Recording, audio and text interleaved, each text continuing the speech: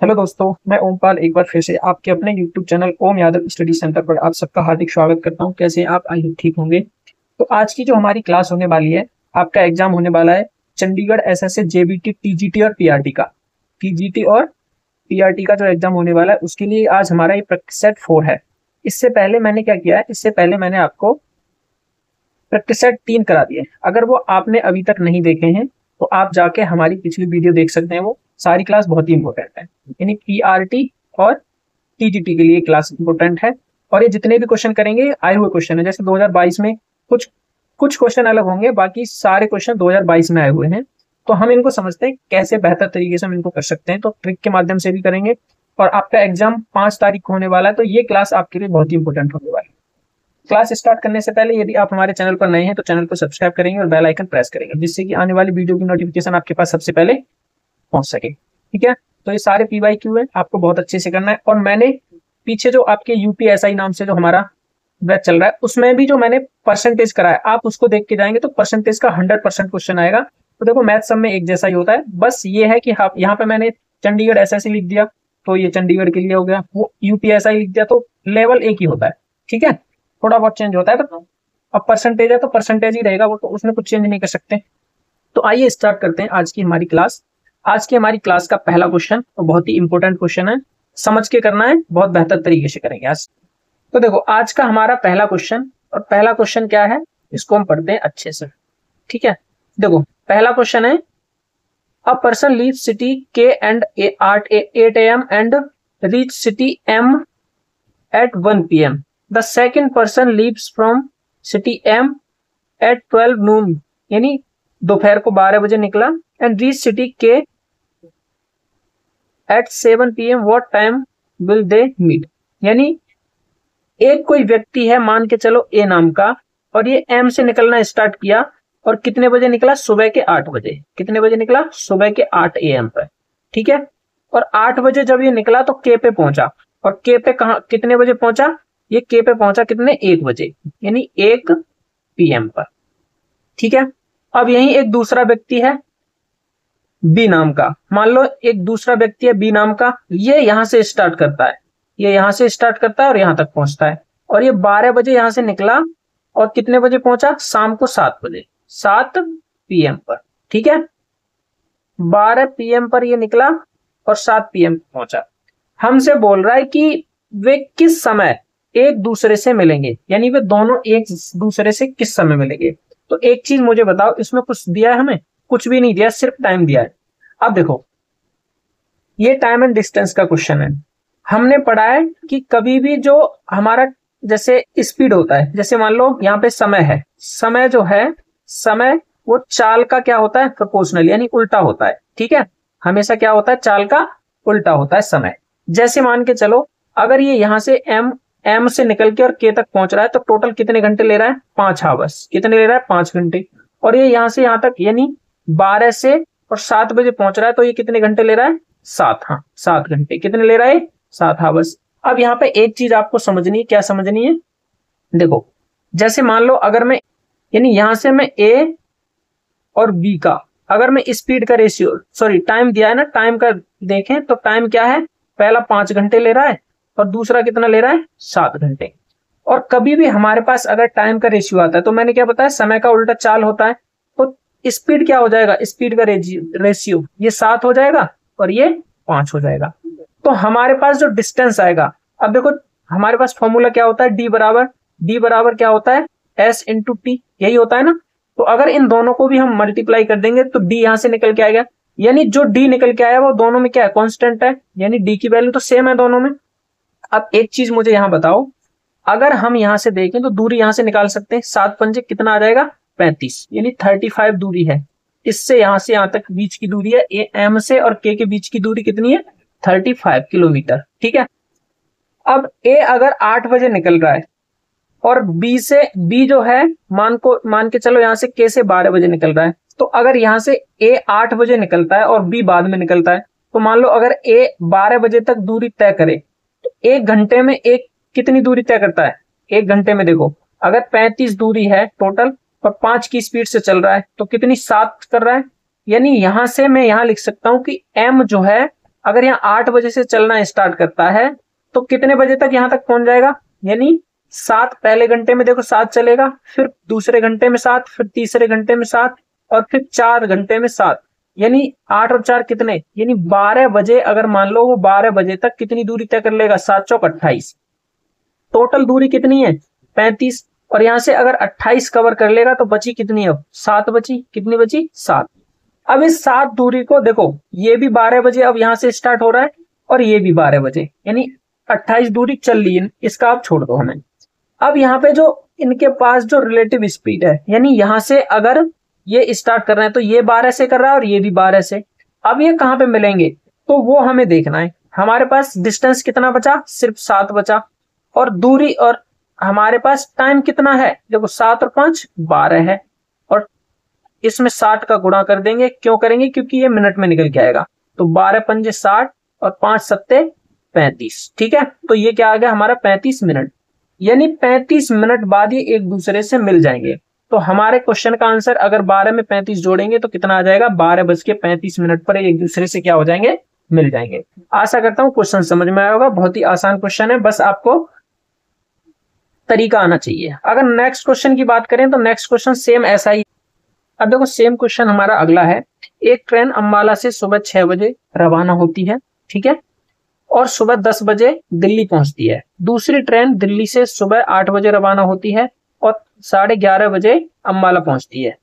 दोनों ट्रेनें किस समय आपस में टकराएंगी। तो देखो भाई बहुत आसान क्वेश्चन है, कैसे इसको करते हैं वो समझो। मान लो एक ट्रेन ए है, ठीक है, और ये अंबाला से इधर से यानी स्टार्ट हुई अंबाला से, और कितने बजे स्टार्ट हुई है, सुबह 6 बजे, और यहां कितने बजे पहुंची है, दिल्ली पहुंच गई कितने बजे, यानी कितने बजे पहुंची दिल्ली, 10 बजे, ठीक है। अब यहां से और यहां तक की अगर बात करें हम तो इसके बीच का जो डिस्टेंस आया, यानी यहाँ डिस्टेंस नहीं सॉरी, यहां से और यहां तक इसने टाइम कितना लिया, 4 घंटे, कितना लिया 4 घंटे। और दूसरी ट्रेन एक यहां से स्टार्ट हुई, यानी दिल्ली से स्टार्ट हुई, और कितने बजे, 8 बजे, कितने बजे हुई, 8 बजे स्टार्ट हुई, और यहां से यहां तक जो जब ये चली तो कितने बजे चली, 11:30 पे दिल्ली पहुंच गई, अंबाला पहुंच गई सॉरी। अब यहां तक इसने कितना टाइम लिया, तो इसके और इसके बीच का डिफरेंस जो कितना आ जाएगा, 3 3.5, तो 3.5 आ जाएगा, 3:30, यानी 3.5 घंटे। अब यहां से देखो हमें पिछले क्वेश्चन में जो हमने किया, यानी अगर मैं स्पीड का, यानी अगर मैं टाइम का रेशियो लूं, यहां से टाइम, यानी ए और बी, जैसे हमने 2 ट्रेन मानी है ए और ये बी मानी है, ठीक है, ये अंबाला से स्टार्ट हुई है, तो ए और बी का अगर हम टाइम का रेशियो लें तो क्या है 4, और ये कितना है 7/2 लिख सकता हूं मैं 3.5 को, ठीक है। अब अगर हमारे पास स्पीड का रेशियो यहाँ पे निकाले हम, तो स्पीड का रेशियो क्या हो जाएगा बताओ, स्पीड का रेशियो हो जाएगा इसका उल्टा, यानी 7/2, और ये कितना हो जाएगा 4। यहां से अगर मैं इन दोनों का एक डिस्टेंस निकालू, कॉमन डिस्टेंस, तो देखो कितनी आ जाएगी, 7 चौक 28, यानी इसमें 8 का गुणा करना पड़ेगा, यहाँ 7 का, तो जो 28 डिस्टेंस आया, 28 ये दोनों के बीच की दूरी है, तो इसमें से यानी 14 ये वाली चलेगी इसको और 14 ये चली, ठीक है, दोनों मिला के ही तो आया ये। अब दोनों जब मिला के आया ये, ठीक है, तो हमारे पास क्या आ जाएगा, देखो मैं यहां से इसको आसानी से अब कर सकता हूं। अब यहां से हमारे पास कितना आ गया 14, अगर ये 14 की स्पीड से 14 डिस्टेंस को कवर कर रहे हैं, और अगर टाइम देखी तो कितना 8 और 7 कितना होता है 15, और कितना ये मिनट में निकालना है तो 1500 का 60 और 14 का कितना आ जाएगा 56, यानी 56 मिनट लगेंगे इनको। कहने का मतलब ये है कि ये 8 बजे जो स्टार्ट हुई ट्रेन, ठीक है, 8 बजे ट्रेन स्टार्ट हुई, अगर इसमें मैं 56 जोड़ दूं कितने बजे पहुंच जाएगी, 8:56 पे ये दोनों क्या होंगी, ट्रेन मिलेगी। अब देखो इसमें नहीं जोड़ सकते, क्यों नहीं जोड़ सकते इसमें, क्योंकि 6 बजे वाले में, क्योंकि ये 8 बजे तो स्टार्ट ही हो रही है और ये 6 बजे, तो 2 घंटे तो ये चलेगी, पहले 2 घंटे में तो दूरी कुछ तय की होगी इसने कि नहीं, उसका तो हमने छोड़ दिया, हम इसकी बात कर रहे हैं। तो ये कितना आ जाएगा, ये कितना आ जाएगा 8:56 पे आपस में क्या होंगी, दोनों मिल जाएंगी। अगर हम नेक्स्ट क्वेश्चन की बात करें तो अगला क्वेश्चन हमारा, एक 210 मीटर लंबी रेलगाड़ी एक 370 मीटर लंबे प्लेटफॉर्म को पार करने में 20 सेकंड का समय लेती है, तो रेलगाड़ी की गति कितनी होगी। यानी देखो अगर हम यहाँ ट्रेन की बात करें तो ट्रेन की डिस्टेंस कितनी है, ट्रेन की लंबाई कितनी है, ट्रेन की डिस्टेंस बात नहीं कर रहा मैं, ट्रेन की लंबाई की बात कर रहा हूं मैं। ट्रेन की लंबाई कितनी हो जाएगी, तो ट्रेन की लंबाई हो जाएगी हमारे पास लेंथ 210 दिया है।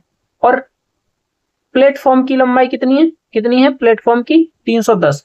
अगर किसी प्लेटफॉर्म को अगर ट्रेन पार कर रही है तो मुझे बताओ पहले तो उस ट्रेन की जितनी डिस्टेंस होगी 370 उसको, और खुद की दूरी जो होगी उसको, तो दोनों को पार करेगी तो टोटल अगर डिस्टेंस की बात करें यहां से तो कितना आ जाएगा, यानी इसमें अगर मुझे 370 जोड़ना है तो ये कितना आ जाएगा 580।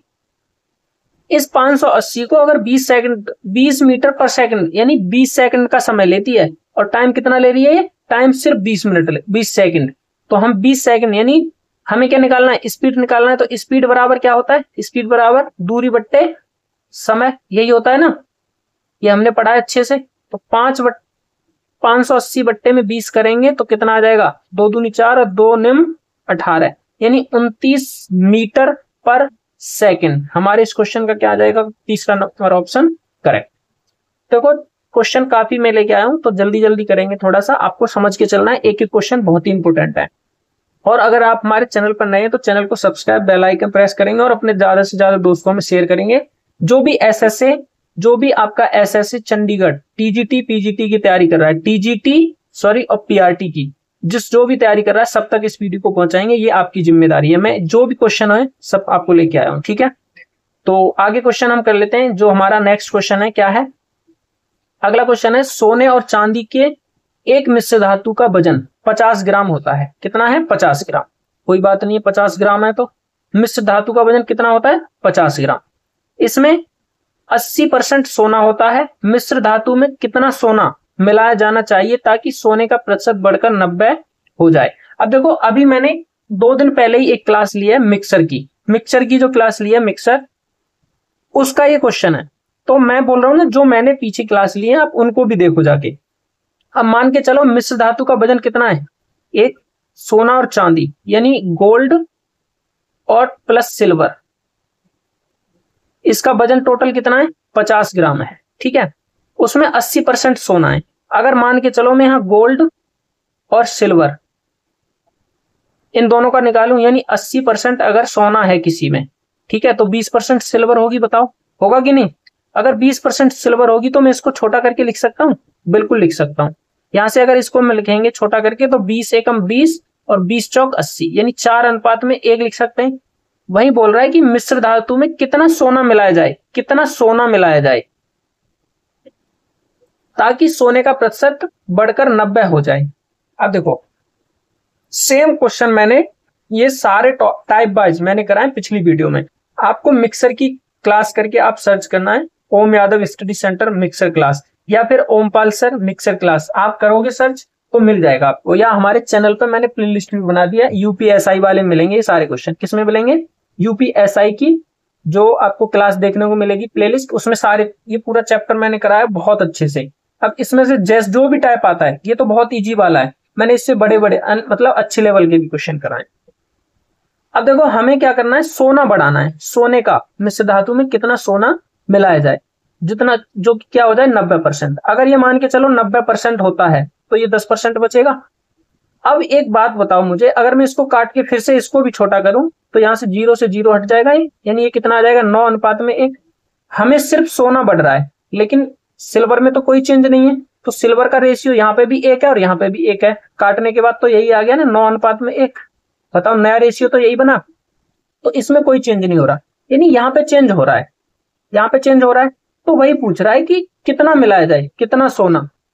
अब यहां से देखो, अगर हम पहले की बात करें तो 4 और 1 यानी कितना होता है 5 यूनिट। इस 5 यूनिट का मान कितने दे रखा क्वेश्चन में, ये दोनों मिक्सर को मिला के 50 है कि नहीं, ऊपर लिखा हुआ है देखो ध्यान से, ये कितना लिखा है 50 ग्राम। अगर ये 50 ग्राम है तो 1 यूनिट का मान कितना आ जाएगा, 10 ग्राम आ जाएगा। बताओ आएगा कि नहीं 1 यूनिट का मान। और हमसे बोला है कि कितना मिलाया जाए, तो यहाँ पे कितना मिलाया जा रहा है, 5 यूनिट ही तो मिलाया जा रहा है। तो फिर से अगर मैं 5 यूनिट की यहाँ पे गुणा कर दूं 10 का, तो कितना आ जाएगा यहाँ पे निकल के, बताओ 50 ही आ जाएगा कि नहीं। तो मैंने ऊपर यहाँ नहीं किया इस वजह से कि आप बोलते कि सब 50 कैसे आ गया, तो मैंने यहाँ पे 10 का गुणा कर दिया। तो 5 यूनिट बराबर अगर 50 है तो यहाँ पे भी तो 5 यूनिट बढ़ रहा है, तो यहाँ पे ही हमारा आंसर आ गया था इसका। लेकिन मैंने आपको बताया कि 10 ग्राम निकालेंगे फिर 5 यूनिट से मैं 10 का गुणा करेंगे तो 50 ग्राम, यानी सोने कितना मिलाया गया 50 ग्राम ही इसमें मिलाया गया, तब जाके 90% हुआ। ठीक है, तो ये चीज आपको समझ में आया होगा क्वेश्चन अच्छे से। अगले क्वेश्चन की अगर तरफ हम चलें तो नेक्स्ट क्वेश्चन हमारा क्या है, समझो।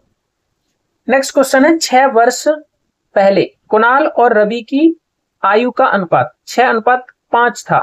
4 वर्ष बाद उनकी आयु का अनुपात 11:10 होगा। वर्तमान में रवि की आयु हमें ज्ञात करनी है। अब देखो भाई बहुत ही आसान क्वेश्चन है, कैसे करना है वो समझो।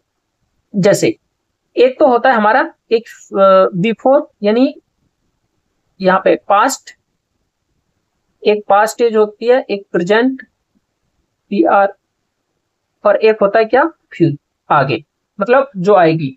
अब मान के चलो हमारे पास यहाँ पे अगर हम इसकी बात करें तो 6 वर्ष पहले यानी आज, ये वर्तमान आज है, आज से 6 वर्ष पहले अगर हम बात करें तो यहाँ आएगा 6 वर्ष, यानी आज से 6 वर्ष पहले रवि कौन है, कुणाल और रवि की आयु का अनुपात कितना था, 6:5 था। और वर्तमान कहां पे आएगा आपका, वर्तमान यहां रहेगा, ठीक है। फिर क्वेश्चन में बोला है कि 4 वर्ष बाद यानी आज से 4 वर्ष बाद उनकी आय का अनुपात कितना हो जाता है, ये 11 कितना हो गया, 10 हो गया, ठीक है। मैं आपको शॉर्ट मेथड बता रहा हूं, इसका ट्रिक से कैसे करेंगे, बाकी अगर x मान के करोगे तो बहुत लंबा जाता है ये क्वेश्चन। अब एक चीज मुझे बताओ, ये यहां से और यहां तक कितना 4 वर्ष का डिफरेंस है, यानी यहां से यहां तक, तो हमसे पूछ रहा है कि वर्तमान में रवि की आयु बताओ, हमें कितना बताओ वर्तमान में रवि की आयु। अब देखो ऐसे क्वेश्चन में कभी भी अगर हमें ऐसा क्वेश्चन करना हो तो सबसे पहले हम ये देखते हैं कि इन दोनों का डिफरेंस कितना है यहाँ पे। अगर इन दोनों का डिफरेंस यहाँ पे देखो कितना है इन दोनों का, तो 1 निकल के आ रहा है, कितना 1, और यहाँ पे भी इन दोनों का डिफरेंस कितना है 1। अगर सेम डिफरेंस आ रहा है तो यहाँ पे भी डिफरेंस कितना आएगा, सेम ही आएगा। देखो यहाँ 5 आ रहा है और यहाँ पे भी कितना आ रहा है, 5 आ रहा है। अगर यहाँ पे डिफरेंस जैसे मान लो यहाँ 2 आ जाता है, यहाँ पे 3 आता, तो यहाँ 2 आता तो इसमें गुणा करेंगे और यहाँ पे 3 आता तो इसमें गुणा करेंगे। पहले हमें डिफरेंस यहाँ वाला सेम करना पड़ता है दोनों में। तो इस 5 यूनिट की वैल्यू जो है हमारे पास यहां से और यहां तक गए वो, और यहां से यहां तक टोटल कितनी हो जाएगी, 10 हो जाएगी, कितनी 10 साल। तो यहां से हम 1 यूनिट की वैल्यू निकालेंगे तो 1 यूनिट बराबर कितना आ जाएगा, 5 दूनी 10, तो हो गया। अब चाहे तो इस 2 से गुणा इसमें कर दो, हमें पूछ किसकी रहा है, रवि की, तो रवि की है। चाहे तो इसमें 5 दूनी 10 यहां पे कर दो आप, तो हमसे पूछा वर्तमान आयु, तो यहां से आपकी या आयु अगर आज से 6 वर्ष पूर्व मान के चलो, आप अपने ऊपर अप्लाई करो इसको, आज से 6 वर्ष पूर्व आप 10 साल के थे, तो आज कितने के हो गए, प्लस 6 हमें ऐड करना पड़ेगा इसमें, यानी 16 के हो गए आज। अभी तो 6 साल पहले 10 के थे, तो यहां से निकल के आ गया। अगर हम इसमें रखते हैं तो मान लो 2 से 10 में गुणा करेंगे तो ये 20 हो जाएगा, यानी ये 4 साल के बाद का है आयु, कितनी 20 वर्ष। तो 4 साल पहले कितनी रही होगी वर्तमान में, 4 साल, यानी आज आपकी आयु मान के चलो 20 वर्ष है। तो आज से 4 वर्ष बाद का आप देख रहे हो कि मेरी आयु 24 वर्ष हो, तो 20 वर्ष हो जाएगी। 1 मिनट गलत बोल गया मैं, यानी आज से 4 वर्ष बाद की, यानी 4 वर्ष बाद आप सोच रहे हो कि मेरी आयु 20 वर्ष हो जाएगी, तो मेरी आयु आज कितनी होगी, कितनी होगी 16 वर्ष होगी, क्योंकि 4 इसमें से माइनस करना पड़ेगा। तो हमारे इस क्वेश्चन का ऑप्शन ऑलमोस्ट कितना है, 16 आ जाएगा। चाहे तो आप इसमें रखो और चाहे आप यहां रखो, किसी में भी रखोगे आंसर आपका सेम आएगा। तो अब हम चलते हैं नेगेटिव क्वेश्चन की तरफ। देखो ये सारे क्वेश्चन ना बहुत ही आसान है, बस आपको कॉन्सेप्ट आना चाहिए। तो इसके लिए मैंने बहुत सारे प्रैक्टिस सेट करा रखे हैं, आप किसी भी प्रैक्टिस सेट को देखो सब में यही ऐसे ही मिलेंगे क्वेश्चन, तो सब में आते हैं ये क्वेश्चन, ऐसा नहीं है कि आपके एसएससी में ही आ रहे हैं। अगला क्वेश्चन है हमारा, एक आदमी ने कुछ अंडे खरीदे जिनमें से 10% अंडे सड़े हुए हैं, वह शेष का 80% अपने पड़ोसियों को देता है। अब उसके पास 36 अंडे बचे हैं, उसने कितने अंडे खरीदे। अब देखो ये परसेंट का क्वेश्चन है, ठीक है। अगर इसमें हम बात करें तो मैंने ऐसे भी क्वेश्चन आपको कराए। देखो एक आदमी ने कुछ अंडे खरीदे, मान लेते हैं हम x खरीदे, ठीक है। बहुत ही आसान तरीके से मैं इसको कराने वाला हूं आपको। 10% अंडे, अब कोई भी चीज हम क्या करते हैं अपने आप में 100 होती है, अगर इसमें से 100% होती है, 10% खत्म हो गया तो सड़ गए, तो कितना बचा, 90 बचा ना, यानी इस 90 बचा, तो यहाँ पे 90 तो बचेगा, यानी 9 90% होगा बचेगा। अब बोल रहा है कि वह शेष का 80% अपने पड़ोसियों को दे देता है। अब शेष का 80% पड़ोसियों को दे दिया उसने। अब शेष का 80% का कहने का मतलब ये है, अब इसके लिए 100% ये हो गया, तो इसका 80% उसने दे दिया, तो कितना बचेगा 80% मान लो किसी को दे दिया तो 20% बचा कि नहीं, तो 20% बचा, तो यहाँ पे फिर से 20% हम कर देंगे अपन में 100। अब उसके पास 36 अंडे बचे। अब जो शेष बच रहा है वो हमारे ये आ गया निकल के, और कितना बचा 36, ये इसके बराबर आ गई। अब यहां से निकाल लो, देखो 2 जीरो से अगर काटना चाहें तो हम ये कैंसिल हो जाएगा, 9 से कट जाएगा, ये 9 चौक 36, और ये 2 से कट जाएगा, 2 दूनी 4, इधर 100 बचा, इधर 2 है, तो x का मान कितना आ जाएगा डायरेक्ट 200। ठीक है, आपको ये 90% का मतलब तो समझ में आया है ना, 90/100 लिखा मैंने, ये 100 कहां से आया, ये इस परसेंट को हटाते हैं तो 100 आता है हमेशा नीचे। ठीक है, अगले क्वेश्चन की तरफ अगर हम चलते हैं तो नेक्स्ट क्वेश्चन हमारा, एक गाय को 20 मीटर और 16 मीटर विमाव वाले एक आयताकार खेत के कोने पर 14 मीटर लंबी रस्सी से बांधा गया है। गाय जिस खेत में चर सकती है उसका क्षेत्रफल हमें ज्ञात करना है। तो देखो ये भी बहुत ही आसान क्वेश्चन है, कैसे करेंगे, मान के चलो एक अगर आयत बना के दिखाऊं मैं यहाँ पे आपको कि एक आयताकार क्या है, खेत है। जैसे मान लो ये एक आयताकार खेत है, ठीक है, ध्यान देना, इसको हम बहुत अच्छे से समझेंगे बेसिक तरीके से। अब ये 20 है और ये कितना है 16 मीटर। ठीक है, अब एक कोने पे यहाँ पे कहीं रस्सी से इसको बांध दिया एक खूंटे से। ठीक है, अब ये रस्सी जो है, इसकी जो रस्सी है ये कितनी है, ये यहां तक है, कहीं मान लो 16 मीटर तक, कितनी है 14 मीटर, यानी ये 14 मीटर तक है। तो यहां से इधर जाएगी तो यहां तक रहेगी, पूरा वहां तक नहीं पहुंचेगी, और इधर मान लो कहीं यहां तक रहेगी, यानी ये क्या होगा, ऐसे ऐसे घूमेगी कि नहीं बताओ, यहां से ऐसे इधर जाएगी फिर इधर जाएगी, इतने ही एरिया को तो चर पाएगी। तो इसको बोलते हैं हम, ये जो हमारे पास बनेगा, ये जो बन गया, अब इसको क्या बोलेंगे हम, वो समझो। यानी आपने देखो सर्कल वाला पढ़ा है कि नहीं मुझे नहीं पता, अगर ये हमारे पास वृत्त है, ठीक है, और वृत्त में अगर ये त्रिज्या है हमारी, तो देखो इसकी भी लंबाई और इसकी लंबाई सेम होती है, तो ये बनता है हमारा त्रिज्यखंड। क्या बनता है, त्रिज्यखंड। तो इधर भी लंबाई है और इधर भी, जो इसकी त्रिज्या है वो सेम हो जाएगी, और ये यहाँ पे भी बराबर है। तो ये त्रिज्यखंड जब बनता है तो हमारे पास इसका डायरेक्ट एक फॉर्मूला होता है, मैं उसको बताता हूँ आपको क्या होता है। देखो कभी भी अगर हमारे पास जैसे ये है क्या है, ये राइट एंगल ट्रायंगल, ओ सॉरी रेक्टेंगल, तो इसमें ये एंगल कितने का होगा 90, यानी सारे एंगल 90 के होते हैं। तो हमें यहाँ से थीटा बराबर तो 90 मिल जाएगा। ठीक है, और अगर इस पार्ट का हमें क्षेत्रफल निकालना है, क्योंकि क्षेत्रफल ही पूछ रहा है हमसे, तो क्या होता है थीटा अपॉन 360 और इनटू में पाई आर स्क्वायर। अब पाई आर स्क्वायर क्यों होता है, क्योंकि जो हमारे पास वृत्त जो बनता है पूरा, अगर इस ऐसे ये वृत्त बनेगा, ये वाला वृत्त ऐसे, तो इसका क्षेत्रफल क्या होता है पाई आर स्क्वायर होता है। हमें इतने क्षेत्र का निकालना है, तो इस वजह से थीटा अपॉन 360 लिखा हमने। अब थीटा का मान हमें कितना निकला, मैंने बताया 90 आया हमारा, और 360 आ जाएगा यहाँ, और इनटू में कितना पाई का मान अगर हम रखें तो कितना, देखो 22/7 रखेंगे, 22/7 होता है। आर हमारे पास कितना है 14, और इनटू में कितना 14। यहां से देखो अगर इसको हम काटें तो कितनी बार कटेगा, इस 7 से इसको काटेंगे तो 7 दूनी 14, और यहाँ पे देखो ये कट जाएगा, और ये 9 चौक 36, और ये 2 से कट जाएगा 2 बार, और ये 0, और ये 2 सत्ते 14, यानी यहाँ पे कितना बचा आपका 22 इनटू में 7, और जब इसका गुणा करेंगे तो कितना आएगा 154 मीटर स्क्वायर, यानी ऑप्शन नंबर डी हो जाएगा इस क्वेश्चन का करेक्ट आंसर। तो आशा करता हूँ ये समझ में आया होगा। ये डायरेक्ट फॉर्मूला होता है आपका थीटा अपॉन, ये त्रिज्यखंड का, यहाँ पे अगर हम देखें तो ये त्रिज्यखंड का क्षेत्रफल बराबर ये होता है, 10th की बुक में आपको दे रखा है, अच्छे से आपने पढ़ा होगा। नेक्स्ट क्वेश्चन की तरफ चले तो अगला क्वेश्चन है हमारा आज का, यदि किसी आयत की लंबाई आधी कर दी जाए जबकि उसकी चौड़ाई 3 गुना कर दी जाए तो इसके क्षेत्रफल में कितने प्रतिशत परिवर्तन होगा। यानी आप ऐसे समझ के चलो कि आपके पास कोई आयत है और उसकी लंबाई पहले जितनी थी उसकी आधी कर दी जाए, अभी उसकी आधी कर दी जाए, जबकि चौड़ाई कितनी 3 गुनी कर दी जाए, ये 3 कर दी जाए। तो यहां से देखो जैसे अगर मैंने यहाँ पे एक आयत बनाई है, अरे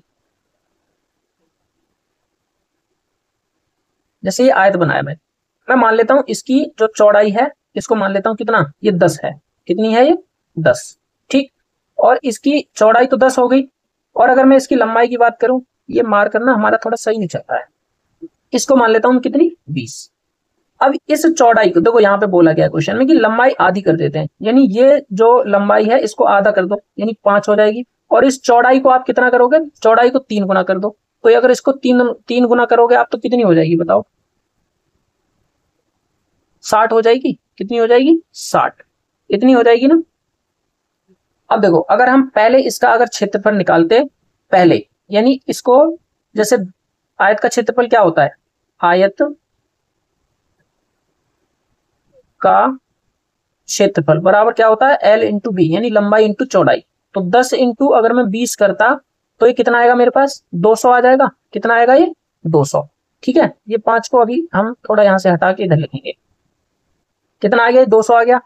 और अगर हमने लंबाई को बढ़ा दिया, यानी लंबाई और चौड़ाई को, लंबाई को क्या कर दिया हमने, कम कर दिया, और चौड़ाई को बढ़ा दिया, तो कितना हो जाएगा ये 5 और इंटू में 60, और 5 × 30, ये कितना हो जाएगा, 300 हो जाएगा। बताओ होगा कि नहीं। यानी पहले 200 क्षेत्रफल था, अब कितना हो गया, 300। तो यहां से यहां तक कितना बढ़ेगा, ये 100 बढ़ा। कितने पे बढ़ा, 200 पे बढ़ा, और इंटू में क्या करेंगे 100, तो कितना आ जाएगा ये 50%। कितना बढ़ा ये, 50% वृद्धि हुई, यानी ऑप्शन नंबर बी हो जाएगा करेक्ट। समझ में आया आपके क्वेश्चन। यानी पहले क्या हुआ कि कोई भी इसकी जो आयत की लंबाई थी उसको हमने आधा कर दिया, और फिर जो चौड़ाई थी उसको 3 गुना कर दिया, तो यहाँ पे करके ये आ जाएगा इस क्वेश्चन का आंसर। अगले क्वेश्चन की तरफ अगर चले हम, तो नेक्स्ट क्वेश्चन हमारा क्या है, दो राशियों के लिए साधारण ब्याज दर, साधारण ब्याज और दर कैसी है, दोनों के लिए समान है। पहला मूलधन 3 वर्ष की अवधि के लिए और दूसरा मूलधन 4 वर्ष की अवधि के लिए है। मूलधन क्या है, मान लीजिए कि मूलधन 2100 रुपए तक है। कितना है, मूलधन कितना है, 2100 रुपए तक है। ठीक है, इतना आसान क्वेश्चन है, 21,000 है ये। यानी अगर पहले साधारण ब्याज भी समान है और दर भी समान है, तो ये तो दोनों के लिए समान है, दो राशियां हैं तो। लेकिन मूलधन, पहला मूलधन 3 वर्ष के लिए, अगर मान लो पहला मूलधन 3 वर्ष के लिए है और सेकंड मूलधन 4 वर्ष के लिए है। कितने के लिए, 4 वर्ष के लिए। तो मूलधन क्या है, मान लीजिए कि मूलधन इतना है, तो हमें मूलधन क्या है वो भी वही पूछना है। यानी दोनों राशियों का, मान लो ए राशि और बी राशि है, इन दोनों राशियों का अलग अलग हमें मूलधन निकालना है। अगर मैं इन दोनों को जोड़ देता हूं तो 4 और 3 7 बराबर कितना है हमारा, 21। तो 1 बराबर कितना होगा, यानी 7 यूनिट की वैल्यू अगर 21 है तो 1 यूनिट की वैल्यू 7 या 21, 3000 हो जाएगा कि नहीं, बताओ। अगर 1 यूनिट का मान 3000 है तो 3 का मान कितना हो जाएगा, 9000। यानी पहले का मूल्य कितना आ गया, 9000, और 4 × 12, और दूसरे का कितना आ जाएगा, 12000। यानी जो राशियां थी 9000 और 12000 में बटी हुई थी। ठीक, अगले क्वेश्चन की तरफ अगर चले हम, तो नेक्स्ट क्वेश्चन हमारा क्या हो जाएगा, यानी 1 मिनट देखो, यहाँ पे ये जो हुआ है, ये जो दूसरी, ये तो कितना आएगा इसमें, 12000, क्या पूछा है मूलधन में, 12000, और कितना आएगा, 9000। क्यों आएगा, क्योंकि कम जो राशि थी उस पे ज्यादा टाइम के लिए ब्याज मिला, और ज्यादा राशि थी उस पे कम टाइम के लिए। यानी 3 वर्ष के लिए जो ब्याज था वो 12000 पे था, और 4 वर्ष के लिए ब्याज था वो 9000 पे था। ठीक है, तो ये ऑप्शन इसका पहला करेक्ट होगा। ठीक है, ये नहीं, कौन सा होगा, 1 नंबर करेक्ट हो जाएगा। अगले क्वेश्चन की तरफ चले, तो नेक्स्ट क्वेश्चन हमारा, 10 वर्ष के बाद किसी राशि पर साधारण ब्याज 6000 होगा। यदि मूलधन 5 वर्ष के बाद तिगुना कर दिया जाता है तो 10वें वर्ष के अंत में कुल ब्याज कितना होगा। ये तो और अच्छा क्वेश्चन है।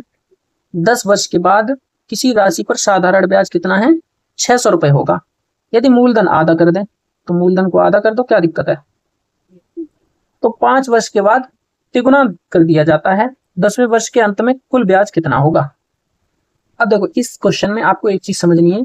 मान के चलो कभी भी हमारे पास अगर मान लो 100 रुपए है, ठीक है, एक चीज समझना, 100 रुपए है और इस पे अगर हम ब्याज लगाते हैं पहले साल का, जैसे 1 साल का ब्याज पूछे हम, 2 साल का पूछे और 3 साल का, तो यहां से क्या होता है, 100 रुपए पे अगर मान लो 10% से ब्याज लग रहा है, तो पहले साल के लिए अगर 10 रुपए है तो दूसरे साल के लिए भी कितना होगा, 10 रुपए, और तीसरे साल के लिए भी कितना होगा, 10 रुपए। यानी साधारण ब्याज जो होता है हमेशा हर साल के लिए सेम लगता है। ठीक है, ये चीज आपके समझ में आई। अब क्वेश्चन में जो हमसे बोला है, क्वेश्चन में बोला गया है कि 10 वर्षों के बाद किसी राशि पर साधारण ब्याज 600 है, यानी 10 वर्ष के बाद 600 रुपए उसको ब्याज मिलता है। ठीक है, यदि मूलधन 5 वर्ष के बाद तिगुना कर दिया जाए, तो हमें पहले तो नहीं पता, अगर पहले मान लो मूलधन 100 था, ठीक है, और 5 वर्ष बाद इसको कितना कर दिया हमने, 3 गुना, यानी 300 कर दिया। ठीक है, 5 वर्ष बाद तिगुना कर दिया जाता है, तो 10वें वर्ष के अंत में कुल ब्याज कितना होगा।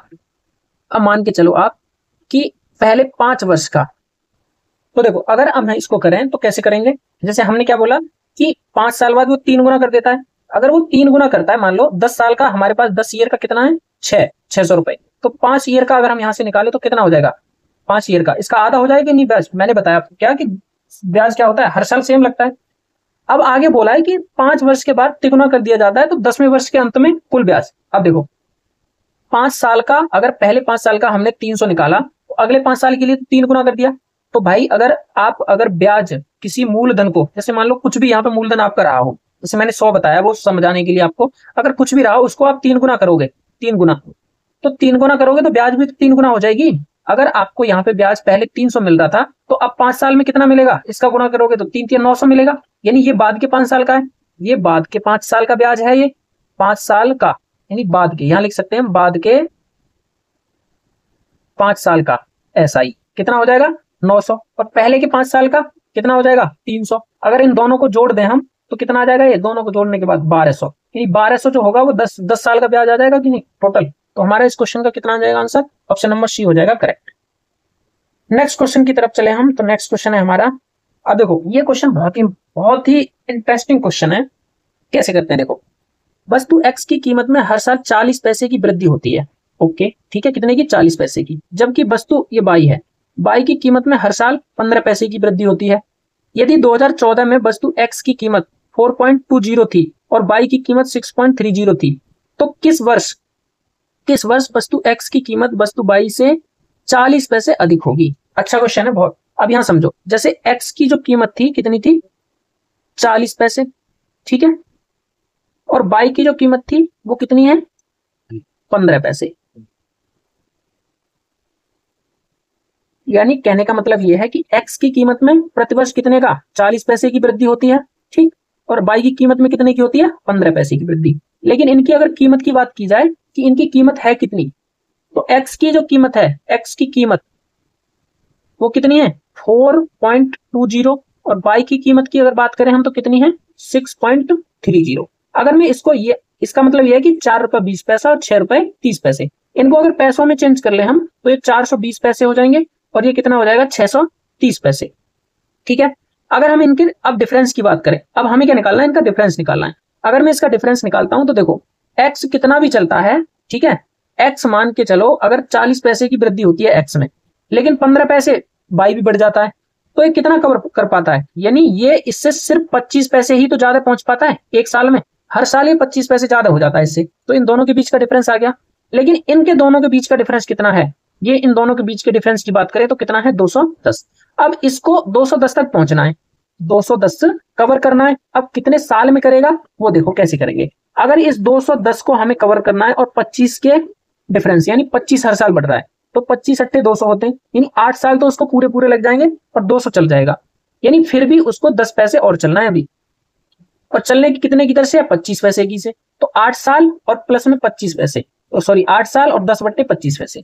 उसके बाद जो क्वेश्चन में बोला गया है कि वस्तु एक्स की कीमत वस्तु बाई से 40 पैसे अधिक होगी, यानी कितने साल बाद एक्स की कीमत बाई से 40 पैसे अधिक होगी। अभी तक तो कम थी, डिफरेंस भी इतना कवर कम कर पा रहा था, लेकिन अगर मैं इसमें 40 और ऐड कर दूं तो देखो ये कितना हो जाएगा टोटल, ये हमारा हो जाएगा 50 और बट्टे में ये कितना हो जाएगा हमारा 50,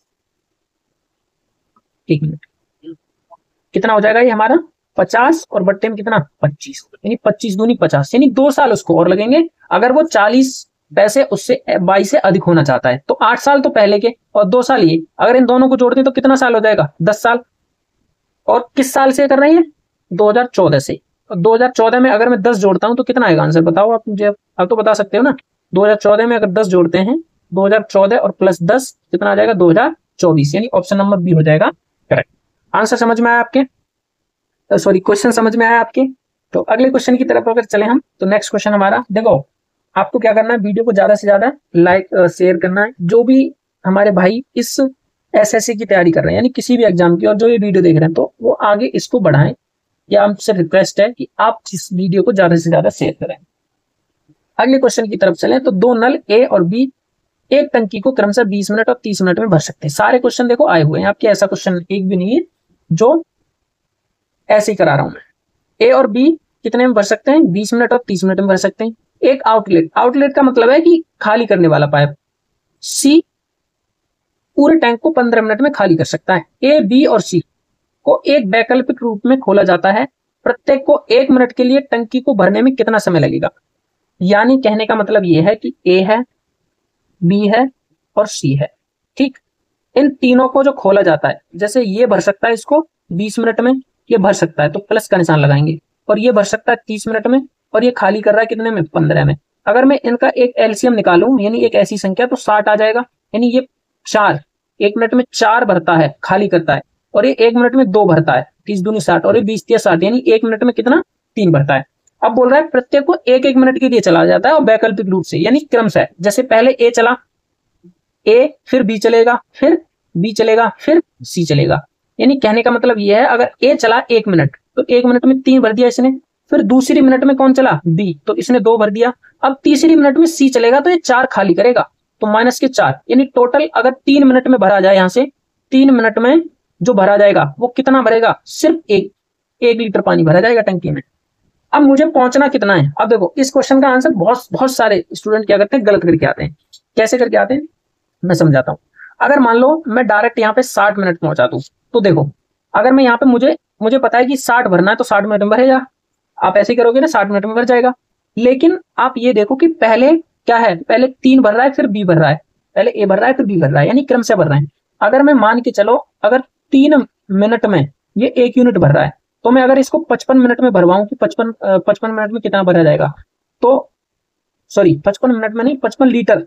अगर मैं यहां से लिखूं ये 55 लीटर मान लो कितनी देर में भरेगा, तो 55 का मुझे इधर गुणा करना पड़ेगा, नहीं 5 तिया 15 और 5 तिया 15 और 1 16, 165 मिनट में कितना भर जाएगा, ये 55 भर जाएगा।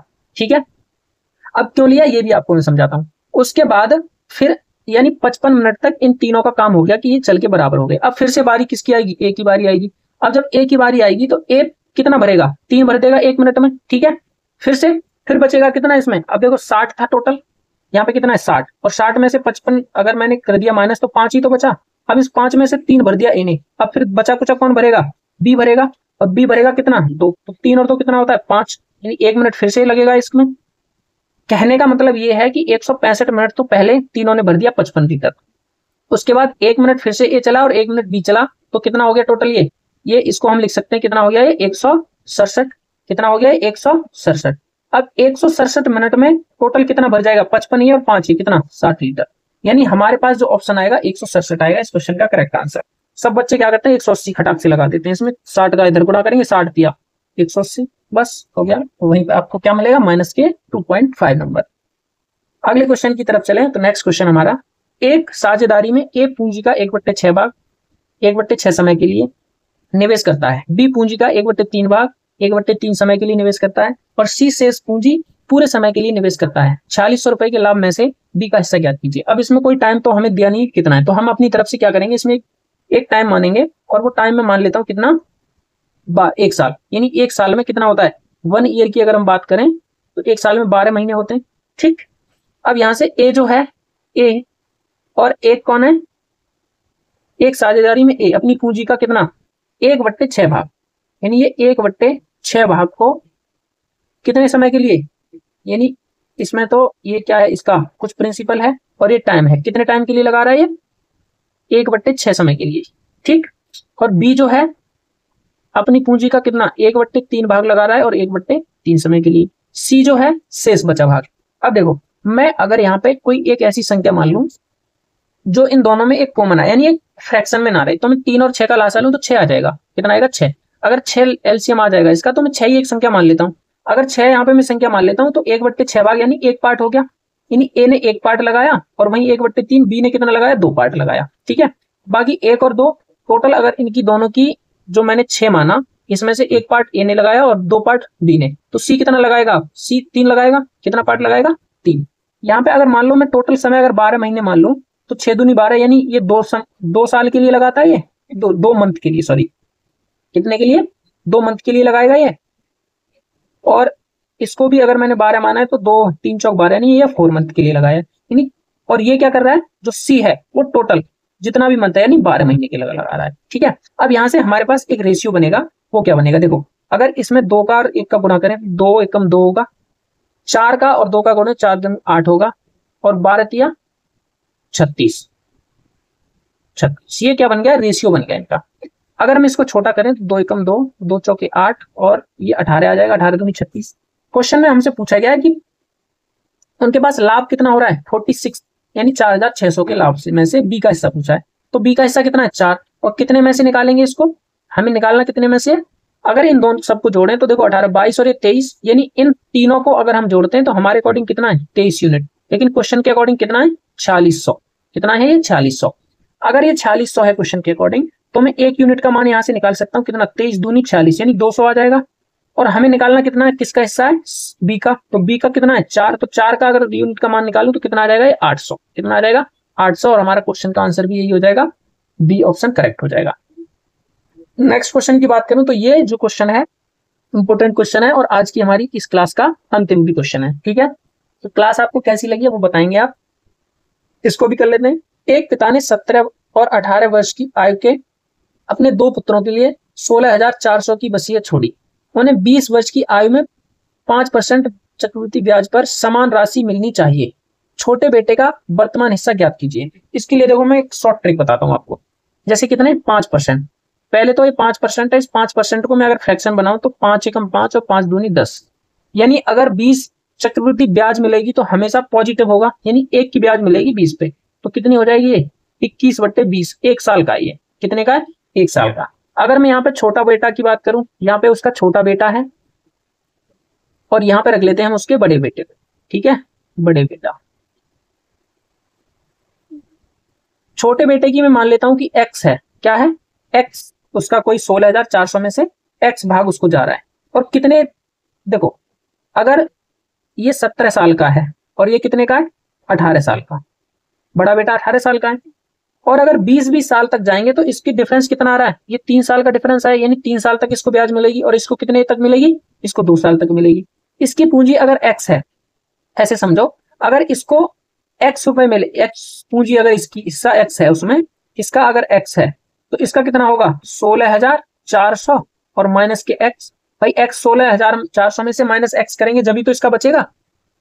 इसका 3 वर्ष के लिए मिलेगा, इसको 2 वर्ष के लिए मिलेगा। अब क्या क्वेश्चन हो गया, x हिस्सा जो है और 1 साल का अगर 21/20 है तो 3 साल का क्या करेंगे, इसका क्यूब कर देंगे, और ये दोनों को बराबर मिलना चाहिए क्योंकि बोला है उसको बराबर बराबर बांटा है उसको।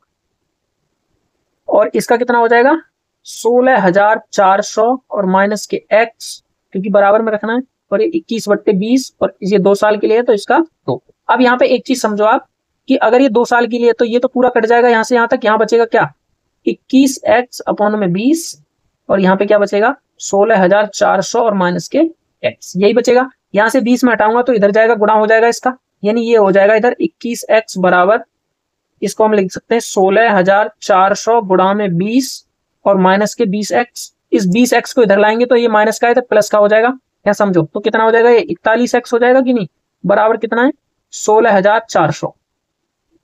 यानी मुझे अगर इस 41 को इधर लेके जाऊंगा तो बट्टे में आ जाएगा 41, x का मान निकल आएगा।